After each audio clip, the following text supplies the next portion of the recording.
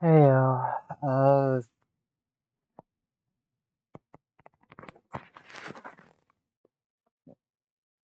the course of like three videos all about different My Hero Academia characters, there's I ran into this and it gave me pause and emotion, which usually means something, which is why I choose to sit with it instead of ignoring it. Because these mean emotions, having emotions about something says a lot. It means that, well, it says that these mean something to me. That's what all the crying was.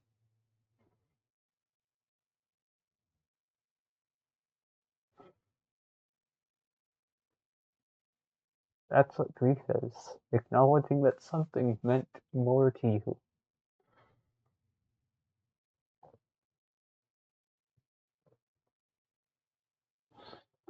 And early on, back when I fucking met the dense stork, I truly did see them as a past version of myself. Emotionally. Not cognitively or like life experiences, please. They lived a different life entirely than I have. But in terms of emotional competence, they grew up in an age where social norms were more heavily enforced. They have a 10-year time difference between the era they were raised in and the era I was raised in, roughly speaking. It's why they're more restrained, conserved, more polite, in a sense. It's not just a choice and it's not just a difference in the choice to embrace one's nature or the choice to run against it. It's more details than that. And I don't think I've ever put that to words.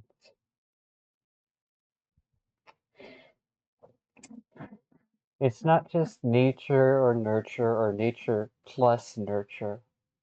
It's nature times nurture.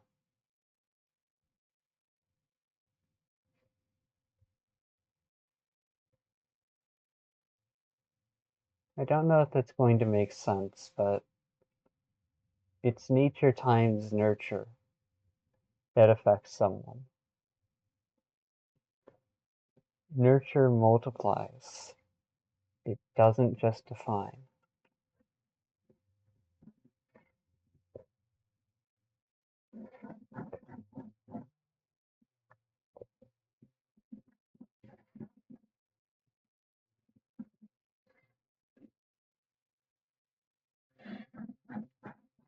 Ah, whatever.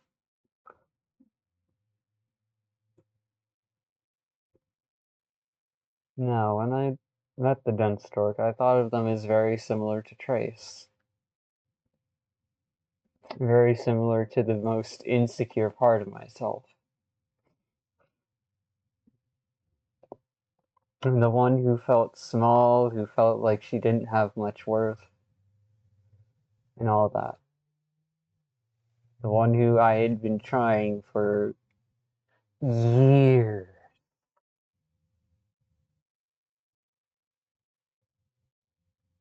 to understand and better get to know. Because I chose to oppose my nature, she got repressed early on in life. A lot of who I was repressed early on in life. Meanwhile, with the dense stork, I like to think that a lot of who they were emotionally got accepted early on in life, even if they were viewed as a guy, and they chose to embrace it rather than reject it.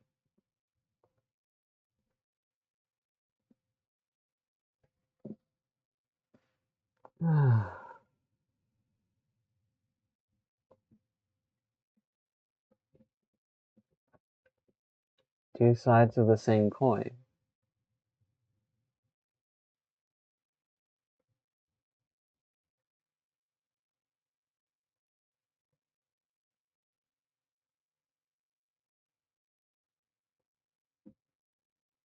Hmm.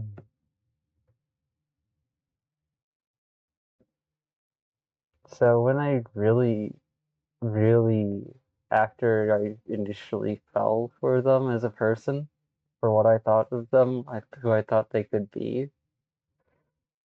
I also immediately started going, okay, what's the reality here, and who are they actually? And I'm glad I did,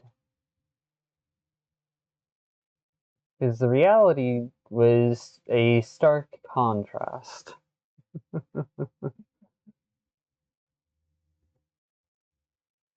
They didn't have the same opinions as me, they didn't have the same perspectives on what would work, what wouldn't. Hell, they were pretty much my opposite in many, many ways. And they had 10 years of life experience on top of mine.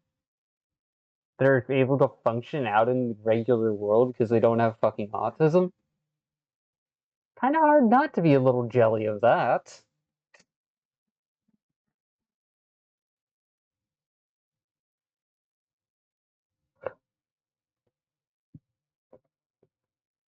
They chose to wield their nature as a means of social influence and control rather than my decision to try and focus on being cool. And let's get this real here. When I was young, I was fucking stupid. I thought be looking dangerous and cool would get people to respect me. No, it wasn't. It wouldn't at all. That's how I accidentally corrupted myself. Before I was even in fucking high school, damn it.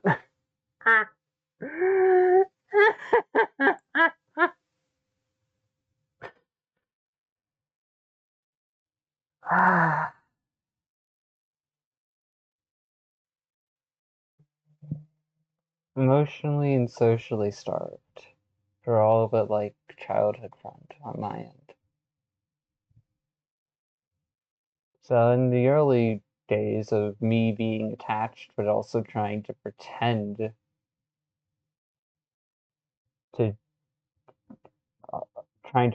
like I didn't have feelings in an attempt at genuinely just being a friend. I felt like both of us ended up looking out down on the other for different reasons. I looked down on them because they didn't have the same emotional maturity or perspective, that they didn't have the same ability to go into uncomfortable spaces and whatnot. Meanwhile, they probably looked down on me because I was fucking, what, 10 years younger than them? Rude, snarky, sour, fucking a pain in the ass. Definitely not being honest. They managed to both, they managed to do a good balance of authenticity and also distance at the same time. I don't manage that very well, I think. But no, I genuinely think that it was a mutual mirror there. That's why I valued it as something to learn from. Because, sure, they probably looked down on me. And I may have looked down on them, but that doesn't mean I wanted to dismiss them just because I looked down on their emotional intelligence. Hell, the fact that I could recognize their lack of emotional maturity, their their social intelligence. Ooh, I wish I had that.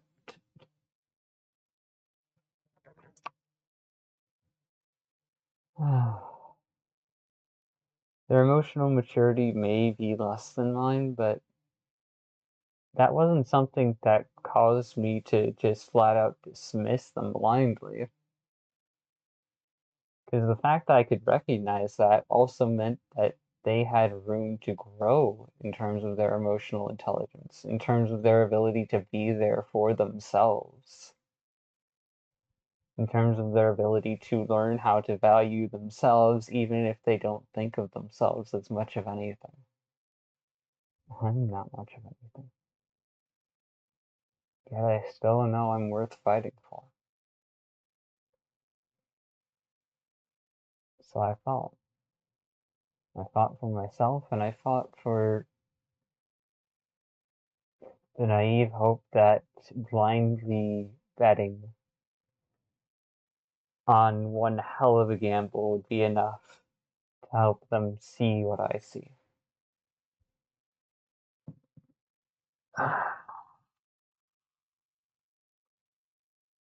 That burned me. That burned me out so much.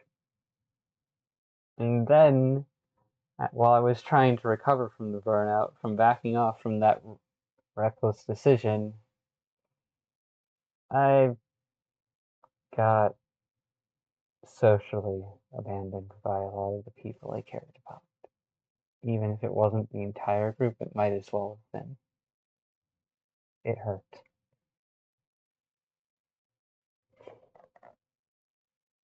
It felt like a knife in the back. But of course, since social standards say that being honest about what you're trying to convey is the quickest way for someone to believe that you're fucking lying, because no one just says what they mean up front unless there's actual trust involved.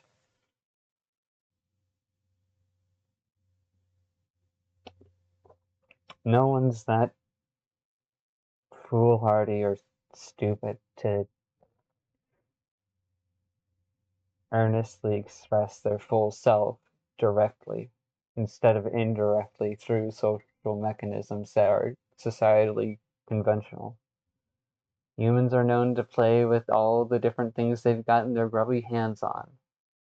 Who's to say social dynamics aren't just the same damn thing? A whole bunch of people playing with a rule set far beyond its original means, both for fun and as defensive mechanism.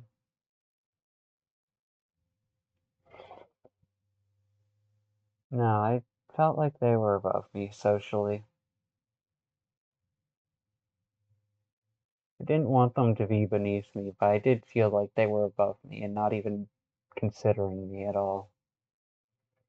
Not beyond like the usual, oh, this is just a whiny little kid of a person who's gotten attached and thinks I owe them shit. Come on.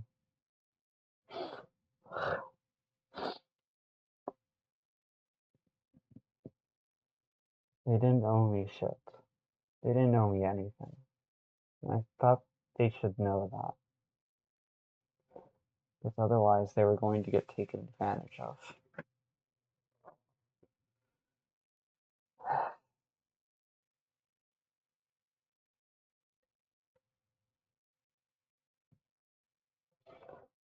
Not special,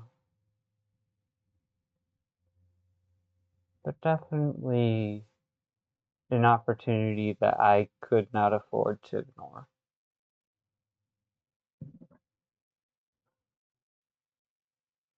Kinda wish they could have seen the same about me. But maybe that's too uncomfortable for them. I don't know. I don't know.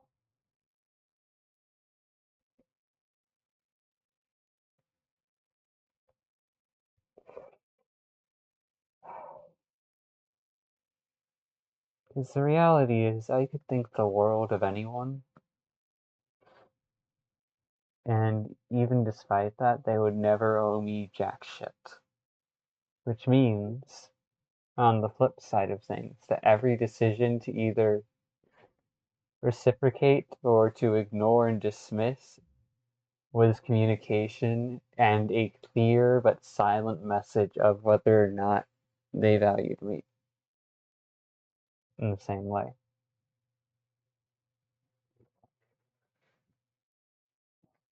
That's just part of how socializing works, isn't it?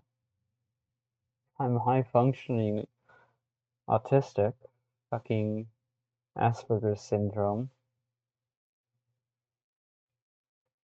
High functioning doesn't mean non existent. just means conveniently suppressed.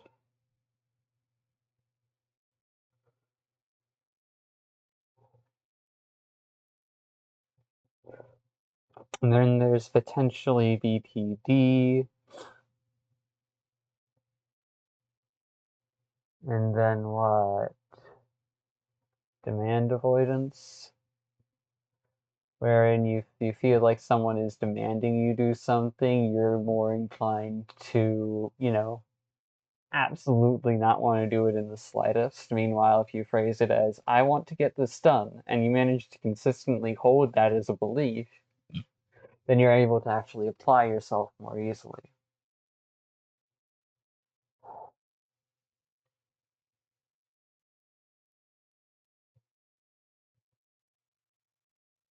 No. What I saw of them opened me up like a crowbar to a jammed door.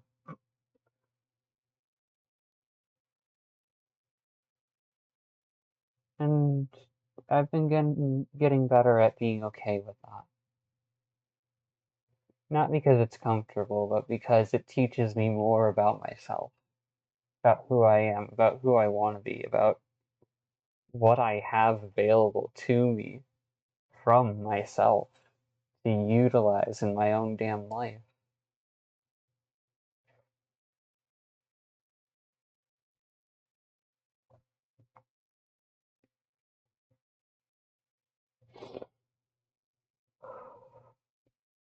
I don't know what else I was going to say, but I think that's most of it.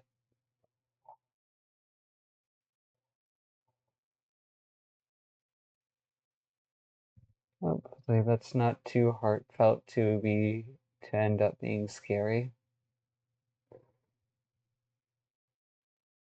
Knowing reality and knowing how life and irony are, though, oh, it probably will be. And they'll probably have to dismiss me again for a while to self-regulate before actually processing what I've said.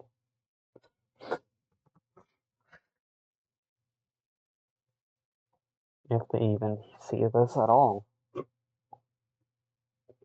I'm not going to blame them for it. I'll just sit with the grief.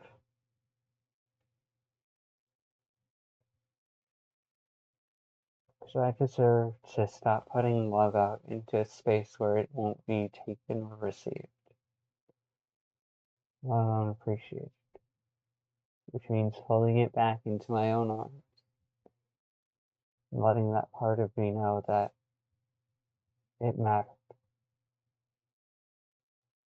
It mattered.